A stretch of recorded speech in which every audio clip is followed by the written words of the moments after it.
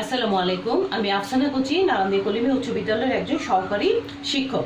প্রিয় শিক্ষার্থীরা, কেমন আছো তোমরা? নিশ্চয়ই ভালো আছো, বাড়িতেই আছো, নিরাপদেই আছো।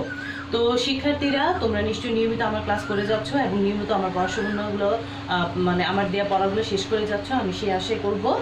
তো শিক্ষার্থীরা, আমি নবম শ্রেণীর জীববিজ্ঞান বিষয়ের উপর একটি ক্লাস নেব এবং আজকে আমি অধ্যায় 3 নিয়ে আলোচনা করব। আমাদের অধ্যায় 3-এর নাম হচ্ছে কোষ বিভাজন। আমি অধ্যায় 1 এবং 2 শেষ করেছি। তোমাদের বইয়ের ধারাবাহিকভাবে যতগুলো টপিকস ছিল সবগুলো টপিকসই আলোচনা করে দিয়েছি। আজকে আমার আলোচনা হচ্ছে কি অধ্যায় 3 নিয়ে, এবং অধ্যায় 3-এর নাম হচ্ছে কোষ বিভাজন। কোষ কি? অনেকগুলো টিস্যু একত্রে মিলিত হয়ে একটা কোষ গঠন করে। আমরা জানি একটা জীবদেহ এক বা একাধিক কোষ দ্বারা গঠিত হতে পারে। কোনো কোনো জীব একটি কোষ দ্বারা গঠিত হতে পারে, আবার কোনো কোনো জীব বহুকোষী অর্থাৎ বহু কোষ দ্বারা গঠিত হতে পারে। তাহলে আমরা কোষ বিভাজনের সংজ্ঞাটা আমি বোর্ডে লিখে দিচ্ছি, তোমরা আমার সাথে লিখে নাও। তোমরা নিশ্চয়ই বই খাতা নিয়ে রেডি হয়ে গিয়েছো, তো আমি লিখে দিচ্ছি, সংজ্ঞাটা লিখে নাও। সংজ্ঞা: জীবদেহের গঠন ও কাজের একককে কোষ বলে। প্রতিটি জীবদেহ এক বা একাধিক কোষ দ্বারা গঠিত। আচ্ছা, আমরা কোষের সংজ্ঞাটা পেয়ে গেলাম, অর্থাৎ জীবদেহের গঠন এবং কাজের একককে কোষ বলে। প্রতিটি জীবদেহ এক বা একাধিক কোষ দ্বারা গঠিত। এবার আসি কোষ বিভাজনটা কি। বিভাজন মানে হচ্ছে ভাঙ্গা, অর্থাৎ যে পদ্ধতিতে একটি কোষ ভেঙে নতুন আরেকটি কোষের সৃষ্টি হয় তাকে বলা হয়ে থাকে কোষ বিভাজন। তাহলে কোষ বিভাজনের সংজ্ঞাটাও লিখে দিচ্ছি। যে পদ্ধতিতে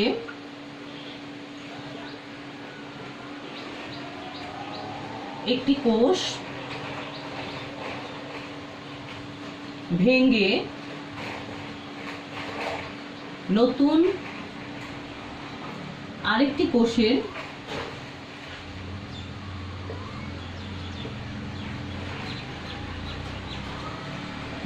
আরেকটি কোষের সৃষ্টি করে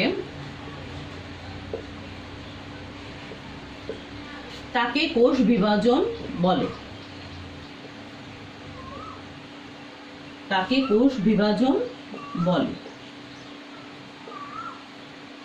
আচ্ছা, তাহলে আমরা কোষ কি, কোষ বিভাজনটা কি, দুটা সংজ্ঞা আমরা দেখতে পাচ্ছি। কোষ হচ্ছে জীবদেহের গঠন এবং কাজের একককে কোষ বলে। প্রতিটি জীবদেহ এক বা একাধিক কোষ দ্বারা গঠিত হতে পারে। এবং কোষ বিভাজনটা কি? যে পদ্ধতিতে একটি কোষ ভেঙে নতুন আরেকটি কোষের সৃষ্টি হয় তাকে বলা হয়ে থাকে কোষ বিভাজন। এখন আমরা আসি কোষ বিভাজন কত প্রকার। কোষ বিভাজন সাধারণত 3 প্রকার: অ্যামাইটোসিস, মাইটোসিস এবং মিওসিস। আমি লিখে দিচ্ছি, কোষ বিভাজন 3 প্রকার। কোষ বিভাজন 3 প্রকার।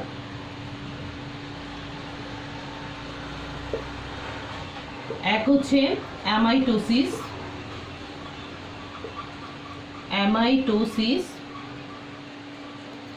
দুই হচ্ছে মাইটোসিস,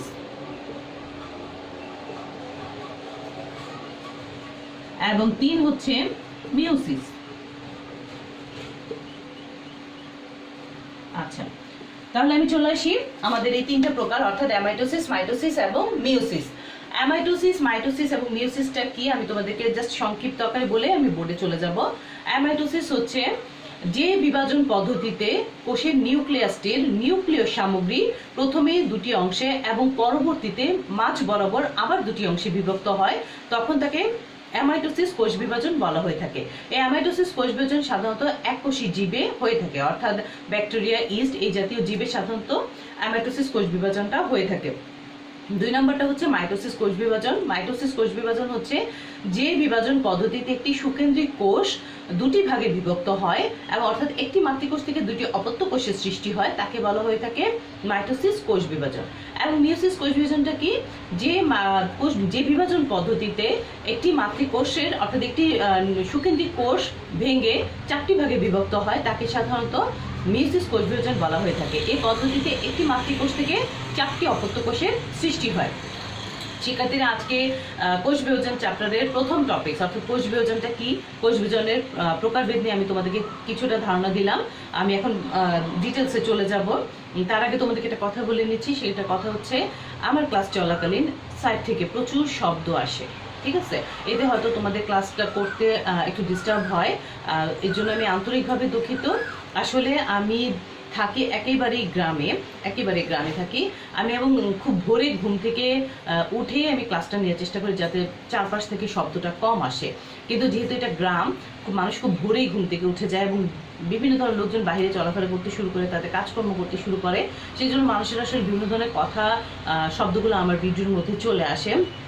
এবং আমার বাসাটা মানে একেবারে রাস্তার পাশে, রায়পুর থেকে আসমানিয়া যাওয়ার যে মেইন রোডটা, সেই মেইন রোডের পাশেই হচ্ছে গিয়ে আমার বাসা। সেই জন্য আসলে এই রোডটা দিয়ে 24 ঘন্টায় গাড়ি চলার কারণে আমার বাসায় এই গাড়ির কিছু শব্দ চলে আসে এবং আমার সাথে সাথে তোমরা ক্লাস করতে গিয়ে বেশ শব্দগুলো পেয়ে থাকো। এতে তোমাদের মানে মনোযোগ হয়তো কিছুটা নষ্ট হয়, তার জন্য আসলে আমি আন্তরিকভাবে দুঃখিত। আমি বাসাতে আসলে এর থেকে ভালো কোনো পরিবেশ করতে পারছি না, তোমরা আসলে একটু কষ্ট করে মানিয়ে নিও। এবং আমি খেয়াল করে দেখলাম যে আমার ইউটিউব চ্যানেলে আমার একজন স্টুডেন্ট আমাকে কমেন্টস করেছে, ম্যাডাম এত শব্দ কেন? আমি আসলে হয়তো একজন বলেছে, হয়তো সবাই বলতে পারছে না। আমি আন্তরিকভাবে দুঃখিত, আমার কিছু করার নেই। তোমরা এটাকে একটু স্বাভাবিকভাবে মেনে নেওয়ার চেষ্টা করবো বলে আমি মনে করি। তো চলো আমরা আমাদের পড়াশোনাটা এখন আবার চলে যাই। আমরা কোষ বিভাজন কি, কোষ বিভাজন কত প্রকার, এটা আমরা জানতে পারলাম। এখন এই কোষ বিভাজনের যে 3টা প্রকার রয়েছে, 3টা প্রকারের সংজ্ঞাগুলো আমি বোর্ডে লিখে দিচ্ছি, তোমরা আমার সাথে লিখে নাও।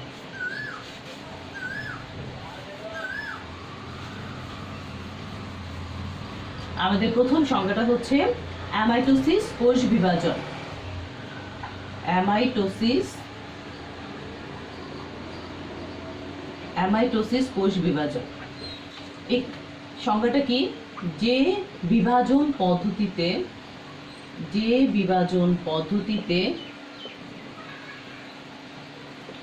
একটি নিউক্লিয়াসের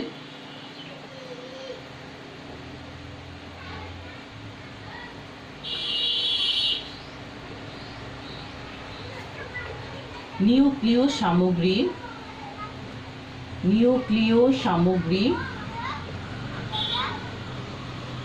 প্রথমে দুটি অংশে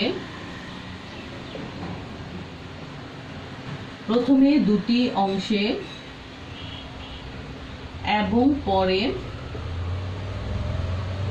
মাঝ বরাবর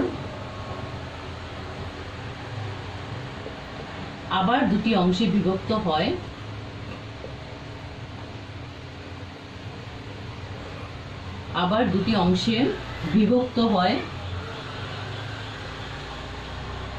তাকে অ্যামাইটোসিস কোষ বিভাজন বলে।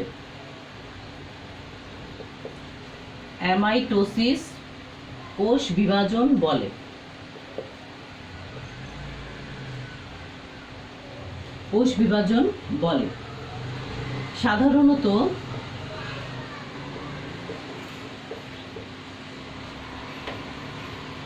ব্যাকটেরিয়া,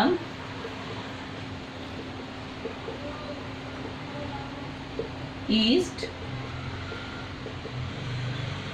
এ ধরনের এককোষী জীবে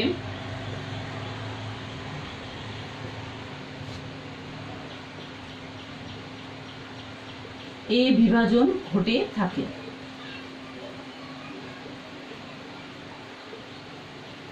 আচ্ছা, আমাদের প্রথমটা হচ্ছে গিয়ে অ্যামাইটোসিস কোষ বিভাজন। অ্যামাইটোসিস কোষ বিভাজনটা কি তোমরা একটু খেয়াল করো। যে বিভাজন পদ্ধতিতে একটি নিউক্লিয়াসের নিউক্লিয় সামগ্রী প্রথমে দুটি অংশে এবং পরে মাঝ বরাবর আবার দুটি অংশে বিভক্ত হয়, তাকে অ্যামাইটোসিস কোষ বিভাজন বলে। অ্যামাইটোসিস কোষ বিভাজনটা হয়ে থাকে কাদের? এককোষী জীবে, অর্থাৎ ব্যাকটেরিয়া, ইস্ট এই ধরনের জীবে হচ্ছে অ্যামাইটোসিস কোষ বিভাজনটা হয়ে থাকে। আমাদের 2 নম্বরটা হচ্ছে মাইটোসিস, কোষ বিভাজন। মাইটোসিস, মাইটোসিস এটা সংজ্ঞাটা কি? যে পদ্ধতিতে একটি সুকেন্দ্রিক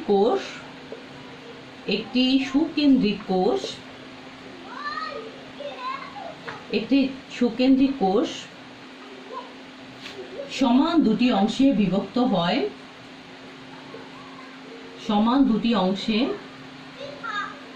বিভক্ত হয় তাকে মাইটোসিস, কোষ বিভাজন বলা হয়ে থাকে। মাইটোসিস,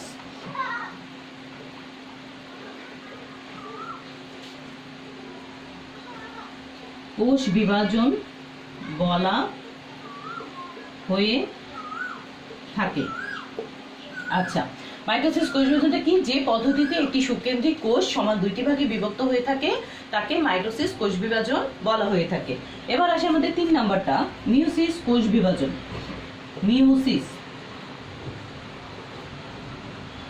মিয়োসিসটা কি? যে পদ্ধতিতে একটি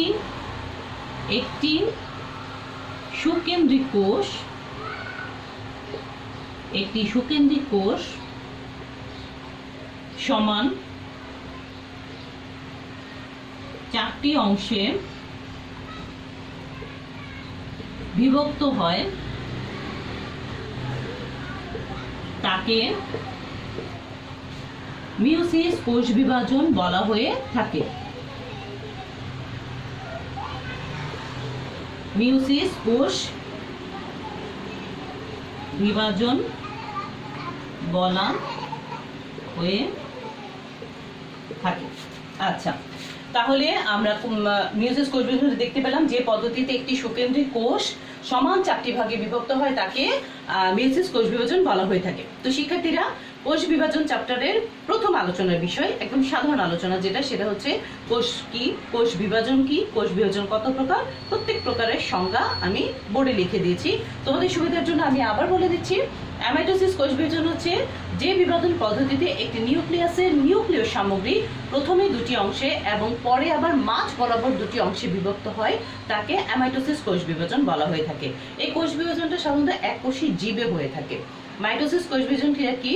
যে পদ্ধতিতে একটি সুকেন্দ্রিক কোষ সমান 2টি অংশে বিভক্ত হয় তাকে বলা হচ্ছে মাইটোসিস, কোষ বিভাজন, এবং এই কোষ বিভাজনটা সাধারণত জীবদেহের মধ্যে হয়ে থাকে। এবং সর্বশেষ হচ্ছে মিয়োসিস, কোষ বিভাজন। মিয়োসিস, কোষ বিভাজন হচ্ছে যে একটি সুকেন্দ্রিক কোষ সমান 4টি অংশে বিভক্ত হলে তখন তাকে মিয়োসিস, কোষ বিভাজন বলা হয়ে থাকে। তো কোষ বিভাজনের একটা মোটামুটি একটা ধারণা আমরা পেয়ে গেলাম। তোমাদের এটার সাথে আরেকটা কমন প্রশ্ন আসে, সেটা হচ্ছে মাইটোসিস এবং মিয়োসিস কোষ বিভাজনের মধ্যে একটা পার্থক্য। এবং তোমাদের বইয়ে পরবর্তীতে মাইটোসিস, কোষ বিভাজনের ডিটেলস নিয়ে আলোচনা করেছে, অর্থাৎ 5টা ধাপ নিয়ে আলোচনা করেছে। আমি পরবর্তী ক্লাসে 5টা ধাপ নিয়ে আলোচনা করব। এখন আমি যে তোমাদের একটা নর্মাল যে এইটার সাথে রিলেটেড একটা প্রশ্ন আসে সাধারণত, সেটা হচ্ছে মাইটোসিস এবং মিয়োসিস কোষ বিভাজনের মধ্যে পার্থক্যটা কি।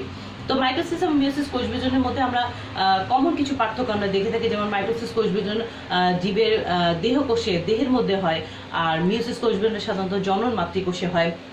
তারপর হচ্ছে মাইটোসিস কোষ বিভাজনের ফলে দেহের আকার বৃদ্ধি পায়। মিয়োসিস কোষ বিভাজন সাধারণত বংশ পরস্পরায় জীবের চারিত্রিক বৈশিষ্ট্য বজায় রাখার জন্য এই জননাঙ্গের উৎপত্তি হয়ে থাকে। এবং মাইটোসিস কোষ বিভাজনের ফলে একটি মাতৃকোষ থেকে 2টি অপত্য কোষের সৃষ্টি হয়। মিয়োসিস কোষ বিভাজনের ফলে একটি মাতৃকোষ থেকে 4টা অপত্য কোষের সৃষ্টি হয়। মাইটোসিস কোষ বিভাজনে সাধারণত মাতৃ নিউক্লিয়াস এবং ক্রোমোজোমের বিভাজন ঘটে, অর্থাৎ ভাঙ্গে একবারই।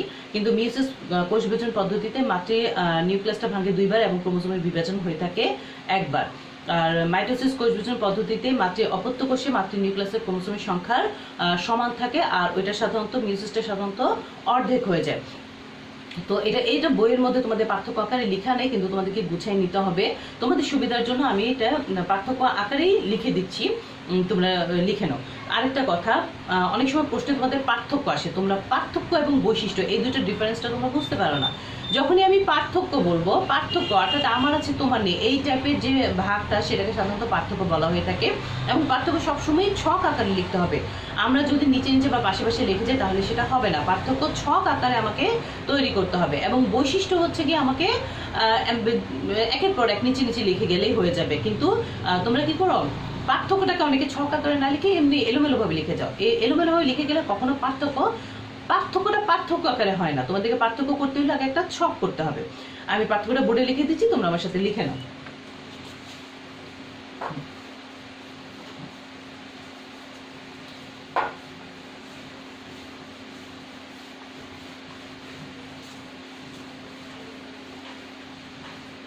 পার্থক্য করার জন্য প্রথমে যে কাজটা সেটা হচ্ছে কি একটা ছক করতে হবে। আমার হাতে স্কেল নেই, তো আমার লাইনটা বাঁকা হচ্ছে, তোমরা স্কেল দিয়ে সুন্দর করে করবা।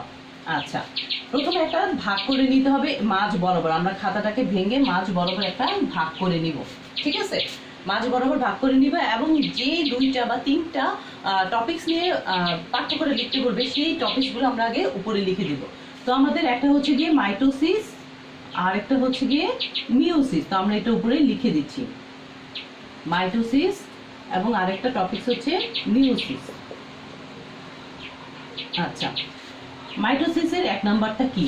মাইটোসিস কোষ বিভাজন কোথায় ঘটে থাকে? মাইটোসিস কোষ বিভাজন, এই কোষ বিভাজন কোথায় ঘটে?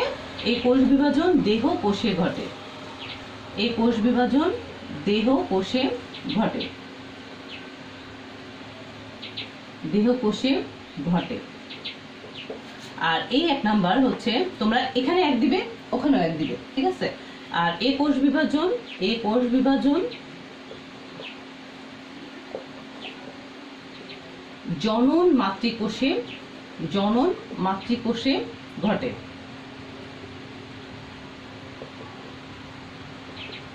আচ্ছা, তোমাদের অনেককে আমি দেখেছি হয়তো এক নাম্বারটা লেখার জন্য তোমাদের 3টা লাইন প্রয়োজন হয়, 2 নাম্বারটা লেখার জন্য 2টা লাইন প্রয়োজন হয়।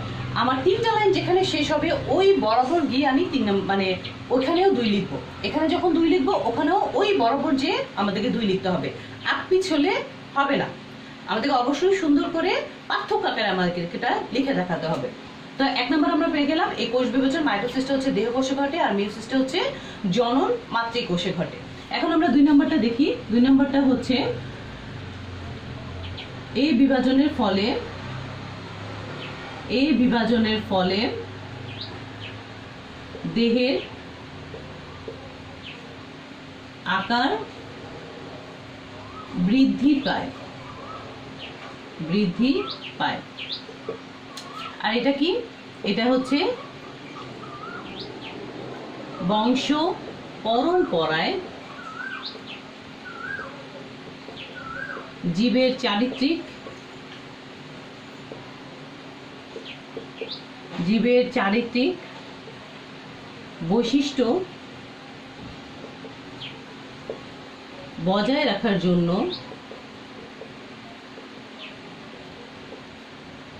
বজায় রাখার জন্য জনন কোষের সৃষ্টি হয়, জনন কোষের সৃষ্টি হয়। আচ্ছা, এবার দেখো আমার এখানে লাগলো 2 লাইন, এখানে লাগলো হচ্ছে গিয়ে 3 লাইন। তোমাদের খাতায় লিখতে গেলে এরকম সমস্যা হয়।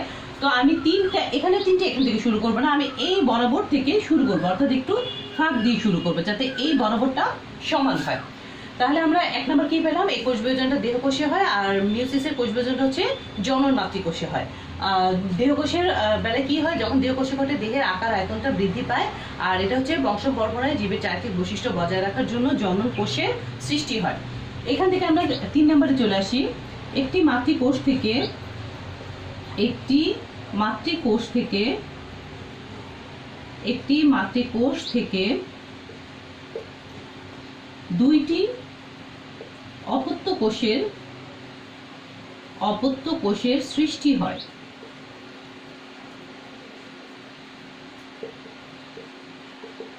আর এটা পাচ্ছে হচ্ছে একটি মাতৃকোষ থেকে, একটি মাতৃকোষ থেকে 4টি অপত্য কোষের সৃষ্টি হয়। অপত্য কোষের সৃষ্টি হয়।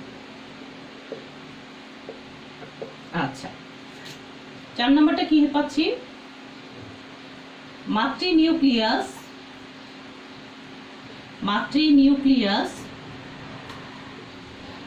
ও ক্রোমোজোমের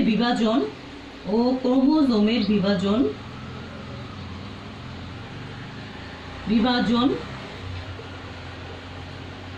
একবার ঘটে।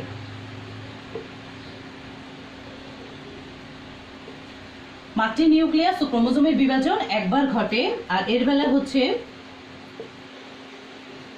মাতৃনিউক্লিয়াস 2 বার ও ক্রোমোজোমের বিভাজন একবার ঘটে। আচ্ছা, তাহলে মাতৃনিউক্লিয়াস এবং ক্রোমোজোম ভাঙে হচ্ছে একবার, আর এখানে মাতৃনিউক্লিয়াস 2 বার এবং ক্রোমোজোম ভাঙে হচ্ছে একবার। 5 নম্বর হচ্ছে মাতৃনিউক্লিয়াসে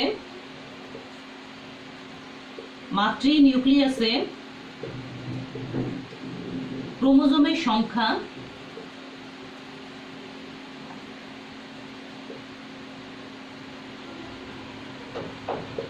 অপত্য নিউক্লিয়াসে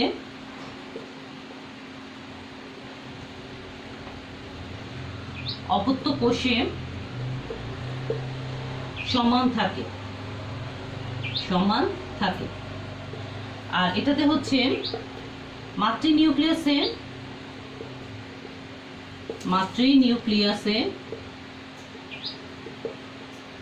ক্রোমোজোমের সংখ্যা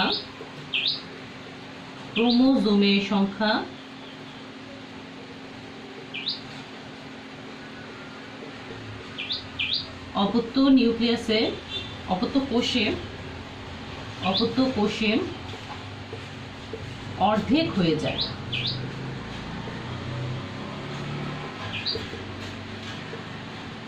আচ্ছা, তাহলে এখানে আমি পার্থক্যটা লিখে দিলাম, তোমরা একটু খেয়াল করে দেখো। আমাদের পার্থক্য হচ্ছে 5টা: মাইটোসিস এবং মিওসিস। মাইটোসিস কোষ বিভাজনটা ঘটে থাকে হচ্ছে দেহকোষে, এবং মিওসিস কোষ বিভাজনটা ঘটে থাকে হচ্ছে জনন মাতৃকোষে। মাইটোসিস কোষ বিভাজনের ফলে দেহের আকার আয়তন বৃদ্ধি পায়, এবং মিওসিস কোষ বিভাজনের ফলে বংশ পরস্পরের জীবের চারিত্রিক বৈশিষ্ট্য বজায় রাখার জন্য ঘটে থাকে, এবং এটা ঘটে হচ্ছে জনন কোষে। সেজন্য জনন কোষের বা জনন অঙ্গের সৃষ্টি হয়। মাইটোসিস কোষ বিভাজনের ফলে একটি মাতৃকোষ থেকে 2টি অপত্য কোষের সৃষ্টি হয়, এবং মিওসিস কোষ বিভাজনের ফলে একটি মাতৃকোষ থেকে 4টি অপত্য কোষের সৃষ্টি হয়। মাতৃনিউক্লিয়াসে মাতৃনিউক্লিয়াস এবং ক্রোমোজোমের বিভাজন ঘটে একবার, আর এখানে মাতৃনিউক্লিয়াসে 2 বার এবং ক্রোমোজোমের বিভাজন ঘটে একবার। মাতৃনিউক্লিয়াসে ক্রোমোজোমের সংখ্যা অপত্য কোষে ক্রোমোজোমের সংখ্যার সমান থাকে, আর এখানে হচ্ছে অর্ধেক হয়ে যায়। তো তোমরা নিশ্চয়ই এটা বোর্ড থেকে তুলে ফেলেছো, আমার সাথে সাথে নিশ্চয়ই তুলে নিয়েছো। আমি এখন এটা মুছে দিচ্ছি।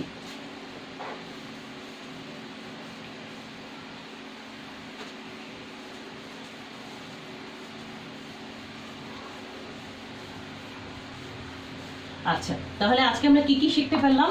আজকে আমরা শিখতে পারলাম হচ্ছে কোষ বিভাজন কি। আচ্ছা, তারপরে শিখতে পারলাম হচ্ছে কোষ বিভাজনের প্রকারভেদ।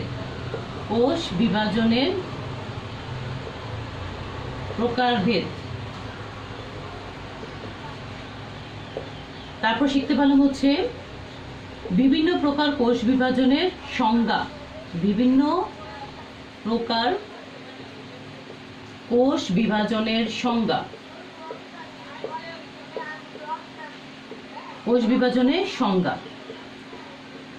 আর কি শিখতে পারলাম?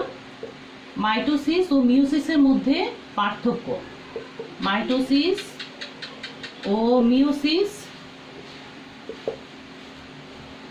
কোষ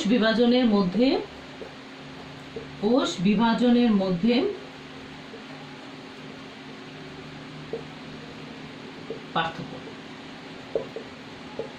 আচ্ছা, তাহলে আমাদের এই অধ্যায়টা হচ্ছে কি তৃতীয় অধ্যায়, জীববিজ্ঞানের তৃতীয় অধ্যায়, এবং অধ্যায়টার নাম হচ্ছে গিয়ে আমাদের কোষ বিভাজন। আমরা আজকে এই 4টা জিনিস শিখতে পারলাম। তো কোষ বিভাজনটাকে আমি আবার বলে দিচ্ছি। প্রতিটি জীব এক বা একাধিক কোষ দ্বারা গঠিত। কোনো জীব দেহ একটি কোষ দ্বারা গঠিত, তাদেরকে এককোষী জীব বলা হয়ে থাকে। এবং প্রতিটি জীব, কোনো জীব হচ্ছে বহুকোষ অর্থাৎ একাধিক কোষ দ্বারা গঠিত, তাদেরকে সাধারণত বহুকোষী জীব বলা হয়ে থাকে। অর্থাৎ জীবদের গঠন এবং কাজের একক হচ্ছে গিয়ে কোষ। এই কোষটা হচ্ছে কি যখন একটা কোষ ভেঙে নতুন আরেকটা কোষের সৃষ্টি করে, তখন তাকে সাধারণত কোষ বিভাজন বলা হয়ে থাকে। কোষ বিভাজন 3 প্রকার: অ্যামাইটোসিস, মাইটোসিস এবং মিওসিস। অ্যামাইটোসিস কি? এই কোষ বিভাজনটা এককোষী জীবে ঘটে থাকে। এই ক্ষেত্রে হয় প্রথমে নিউক্লিয়াস সামগ্রী দুভাগে বিভক্ত হয় এবং পরবর্তীতে মাঝ বরাবর আবার 2টি ভাগে বিভক্ত হয়, তখন তাকে বলা হয়ে থাকে অ্যামাইটোসিস, কোষ বিভাজন।